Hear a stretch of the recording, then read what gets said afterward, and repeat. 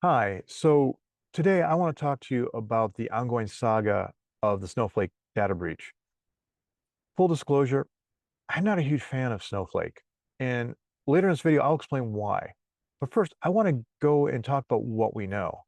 Uh, Initially, I found out about this breach a few days ago, and basically came from a friend on LinkedIn who had found out a few days earlier on from a friend of his.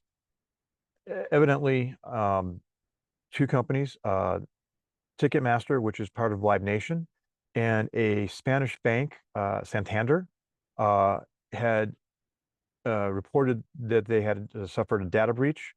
While they didn't name Snowflake, they did name, they said a third-party cloud vendor, which was where the breach occurred.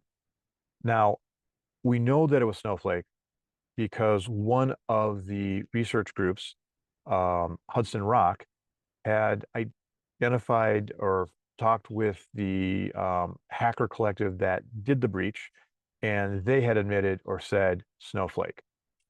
Now, since then, we found out potentially another breach at Advanced Auto Parts, and then also Pure Storage. And Pure Storage, I believe, did say Snowflake. So looking at this and looking at another group, I think it's Mandiant, has done a report in which they also say that Snowflake credentials have been hovered up. And the crew that did that is UNC 5537, and that they believe that 165 accounts have been compromised. Now, again, I don't know any of this. I'm getting this out of reports. Um, I suggest if you have questions that you go to Google or DuckDuckGo or one of the other search engines to find articles as well as blog posts from security researchers as to what's happened and what's been found out. Again, this is an ongoing thing, an updating thing. Um, I recommend Information Week as well as the Register, aka LReg, for articles. They both have some very, very good articles and are giving a lot of good information here.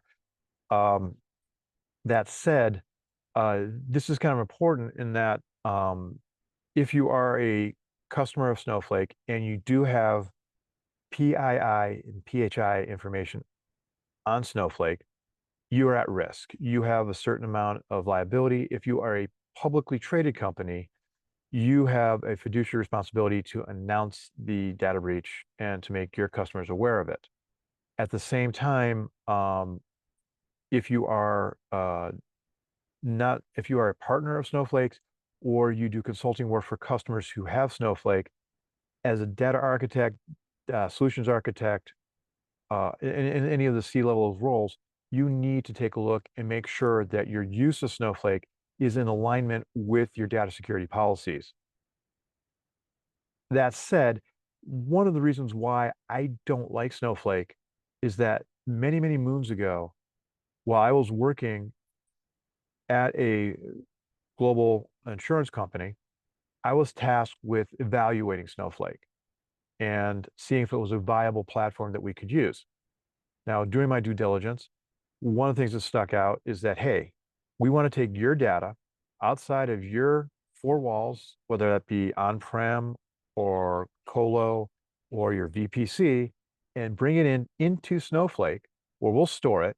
It'll be secure and separate from our other customers. And then you'd run your analytics on it and results there. So it's all inside our environment. Well, to me, that's a big red flag because anytime you take your data outside of your four walls, you need to make sure that it's secure, that it's obfuscated, and go through basically making sure that your data follows the policies that are set up and follow what's best practices and guidelines. So when you're going to a third-party vendor like Snowflake, you lose that visibility and you have to really just trust them that they're doing the right thing, nor do you have the ability to really audit them. And if you did, that's an additional cost of time that you would have to take. So I wasn't a huge fan of Snowflake.